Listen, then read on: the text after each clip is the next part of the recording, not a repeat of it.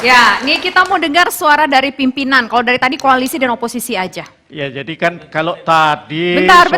Kita dengar suara pimpinan dulu. Yang rakyat, yang koalisi, yang oposisi, yang koalisi rasa oposisi itu kan semuanya memang masih melihat penegakan hukum kita, memang masih banyak hal yang harus dibenahi.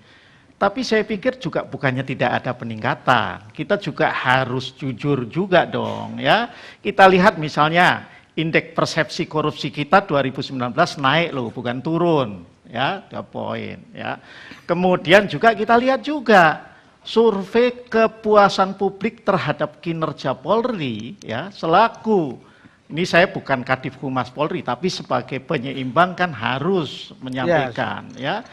Survei itu dari 4 lembaga survei Litbang, Kompas, Alfara, ya LSI, SMRC itu termasuk yang tinggi ya terhadap kinerja Polri ya.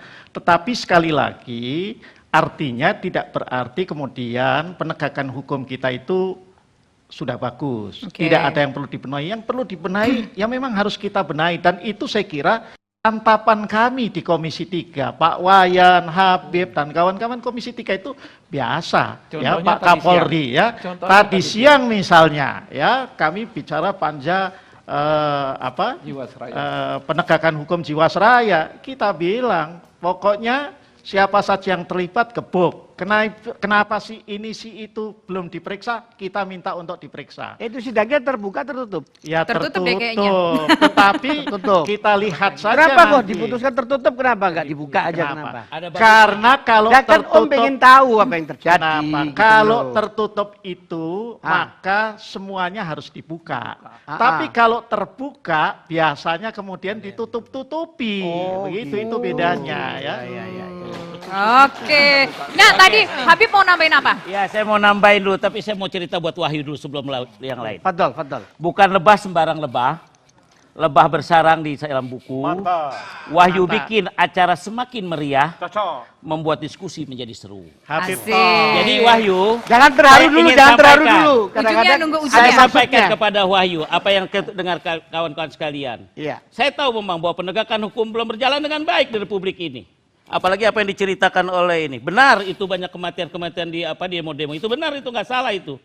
Dan saya sudah sampaikan kepada Kapolri kemarin. Dan alhamdulillah Kapolri memberikan atensi yang cukup bagus. Moga-moga berjalan akan datang. Ke Kapolri sampaikan apa perintahkan? Bahasa yang paling enak aja untuk beliau apa yang enak ya.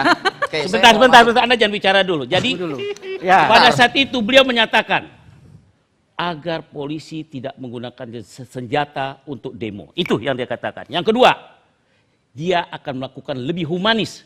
Nah, ini yang diungkapkan ketika lagi raker, dan saya berikan atensi, tolong ini dipegang kepada seluruh ASOP di seluruh Indonesia. Iya, itu yang saya sampaikan. Logikanya. Ini paling kita usahakan loh. Usaha yang kita sampaikan. Logikanya itu berarti akan lebih humanis, berarti yang dulu diakui kurang humanis. Oh itu pasti. Gitu. Itu cocok. Ya dulu yang gimana nih maksudnya nih? Diskusi kita. Itu cocok. Coba ditanya Habib ngomong begitu tuh apa baru dapat WA dari Pak Kapolri atau apa itu? Gini ya, saya masuk ya. Gini, kita jangan sampai percakapan kita ini padat dengan basa-basi. Tadi paparan data dan lain sebagainya, narasi yang begitu bagus, humanis dan lain sebagainya. Tapi faktanya berbeda jauh dari apa yang ini baru anak muda disebutkan. Calon pemimpin masa depan. Saya khawatir bahwa bapak-bapak yang ada di depan ini nggak sadar bahwa tanda-tanda kematian demokrasi justru beliau-beliau algojonya. Karena hari ini tanda-tanda kematian demokrasi itu bukan dari moncong-moncong senjata, bukan dari kudeta-kudeta, tapi dari bilik-bilik suara yang demokratis dipilih oleh masyarakat. Oke, boleh ditanggapi, tapi saya minta suara pimpinan aja deh dulu. Protes kita, suara kita, partisipasi kita nggak didengar. Anda nggak percaya sama figur-figur ini? Kita lihat ya kemarin waktu kebijakan RUU KPK nggak ada tuh yang membela suara-suara kami, sepakat semua kompak.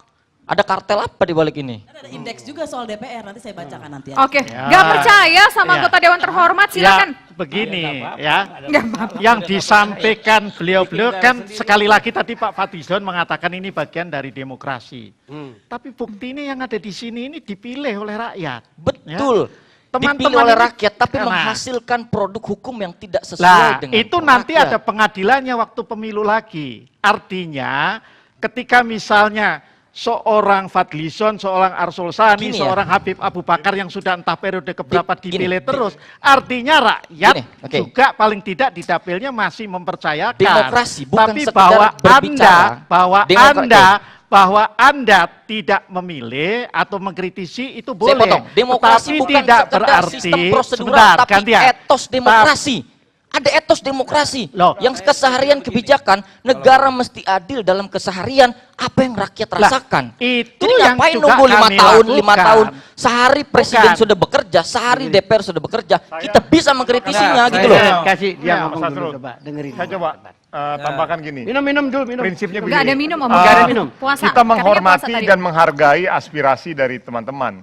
Tapi satu hal yang ingin saya sampaikan, Anda juga tidak punya hak untuk menjustifikasi bahwa kita benar atau salah dan bahkan seakan-akan Anda yang paling benar atau Tadi paling kita salah. diskusi soal Itu satu. penegakan Yang kedua hukum yang saya gitu ingin loh. sampaikan, kalau memang Anda tidak mempercayai institusi DPR, untuk apa Anda hadir di sini? Atau kalau saya kira Anda bukan itu. tidak Saya bukan- mempercayai ya anggota DPR, Artinya maka iya. pemilu yang akan datang Anda harus terjun. Kritik Gitu, bukan untuk soal menjadi- percaya untuk dan tidak memperbaiki percaya, DPR tapi ini begitu. mendorong rasional Caranya dalam begitu. politik. Kalau hanya teriak Partisipasi saja dari politik luar, bukan soal itu pemilu, tidak bisa bukan begitu. soal percaya tidak Iya. percaya. Adik kita ini Ini sebenarnya kualitas ingin kebijakan menyatakan- gitu loh. Kita dengar dulu satu-satu. Nggak, Ngemengnya one by one. Coba, Ini- siapa dulu, siapa Saya- dulu, sebentar, Pak sebentar. Ketua. Bang Fadli ya, Bang Fadli. Nanti dulu Bang dong. Fadli dulu. Nanti Saya dulu. bicara. Saya Atur. melihat adik kita ini bicara ini menyatakan tolong kawan-kawan yang oposisi suaranya lebih banyak dong di DPR biar tersalurkan beliau. Itu maksud dia. Gak gitu juga. Ya, Bang. ya gitu aja nggak apa-apa. Kenapa Anda kalau Nggak nggak gitu begitu juga, nggak usah nggak masuk gitu Anda juga. nanti. Beb, Ya. dia termasuk kritik antum juga. Ah, setuju kalau kita banyak kita kan bisa menang kok. Kenapa kita dikit aja, coy? Iya, iya. Saya bisa memahami. Iya. Saya bisa memahami apa yang dirasakan oleh kawan-kawan mahasiswa. Bahwa memang saya sendiri merasakan, walaupun saya anggota DPR, merasakan bahwa kalau begini-begini saja ini bisa jadi rubber stamp gitu ya. Dan ini membahayakan demokrasi kita. Oleh karena itu anggota DPR itu kan dipilihnya oleh rakyat. Jangan terlalu banyak dikendalikan oleh kepentingan-kepentingan elit gitu. Dan berbicaralah tentang kepentingan rakyat itu yang apakah di daerah pemilihannya dan sebagainya. Legislatif itu pada dasarnya harusnya dalam tanda petik oposisi terhadap pemerintah karena tugasnya itu memang mengawasi pemerintah. Tapi gitu ya. buktinya Bang Fadli kalau sekarang Ya sekarang ini kurang menurut saya dan ini dan ngerasa membahayakan memang cuma rubber demokrasi stamp aja kita. Bang Fadli sebagai Apa? oposisi ngerasa rubber stamp aja. Lo bisa jadi rubber stamp kalau Bisa misalnya jadi atau tidak- sudah ngerasa? sudah merasa.